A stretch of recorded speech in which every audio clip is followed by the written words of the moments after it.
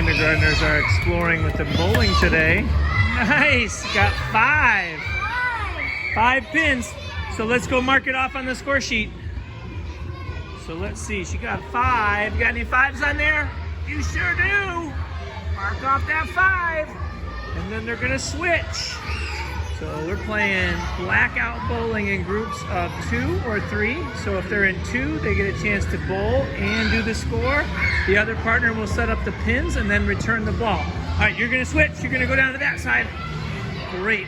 And she'll come down and take a chance to roll. Oh, here's the big shot. Is she gonna get any pins? Let's see. Oh, it's curving. Oh, do we have any zeros on our sheet? We sure do.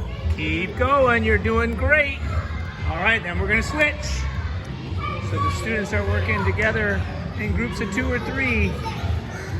Works great with kindergarten. They take turns rolling, and they take turns marking off their numbers on the score sheet.